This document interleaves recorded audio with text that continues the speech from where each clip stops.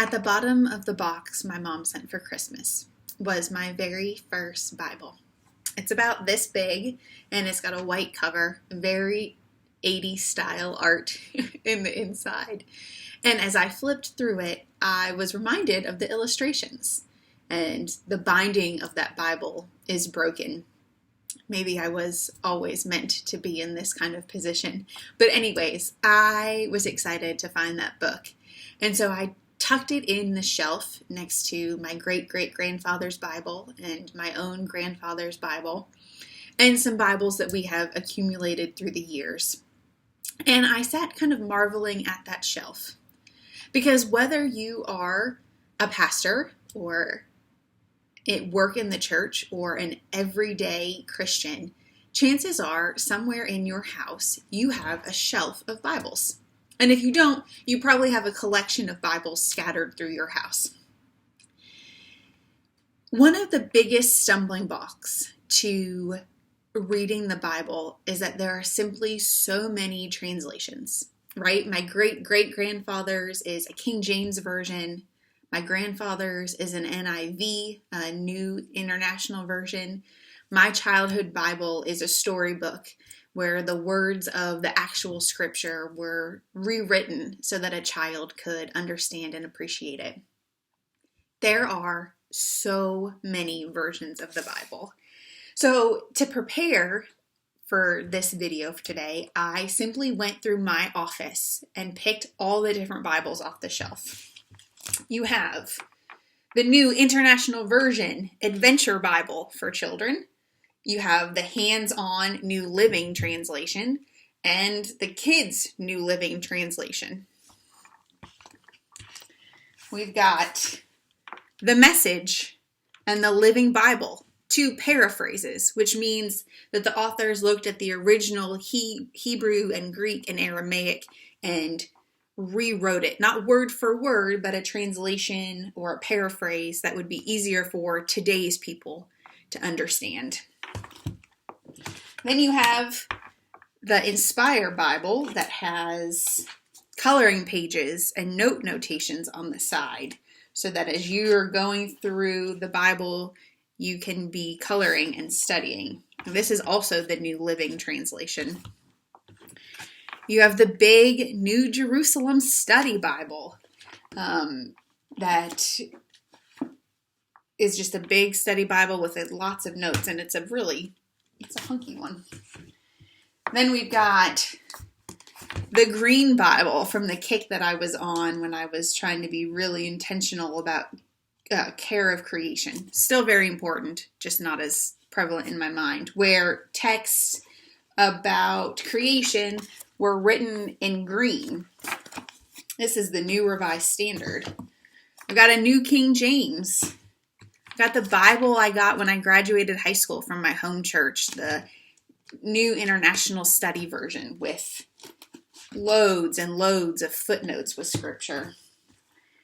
Then I've got the one that I use most of the time, a simple New Revised Standard, where it's just the text, no study notes.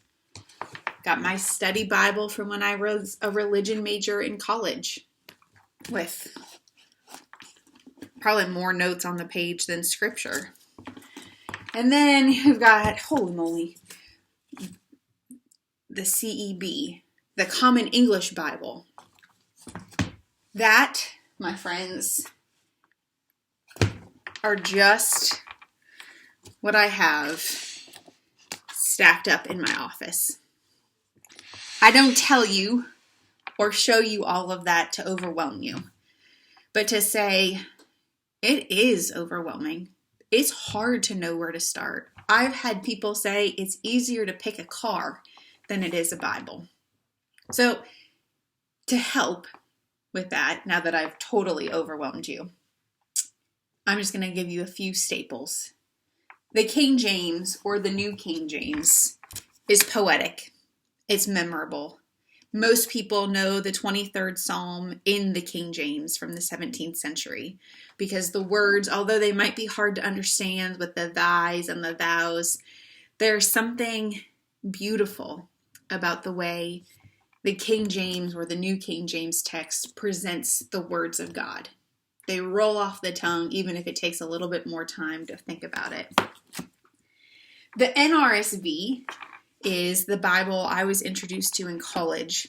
It is a literal translation, which means it's word for word or as close to word from the Hebrew, Greek, and Aramaic as you can have. And it is close to the original text. It is translated by a committee, which means it's not just one person's thoughts or how they interpret it, but a whole group.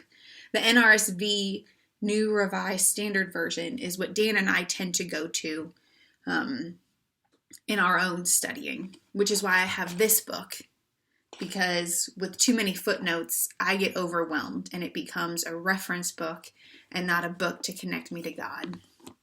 The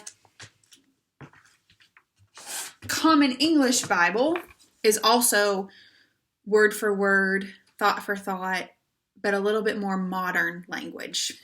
And then you have the Message, which is a paraphrase. Eugene Peterson was a biblical scholar who took the Greek and Hebrew and Aramaic, translated it, and then paraphrased it so that the ideas presented were easier for people, modern people, to read. Here's the most important thing about translations. When you pick up the Bible and you look at it, really look at it. What is it that's getting between you and Jesus? Maybe the text is too small. Find a different Bible. Maybe it's simply too heavy to lug around. Great, keep it on your shelf, but find a different Bible.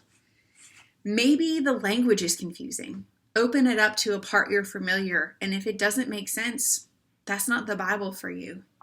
Maybe, like in some of these, the footnotes are too expansive. Maybe you just want the words of Scripture.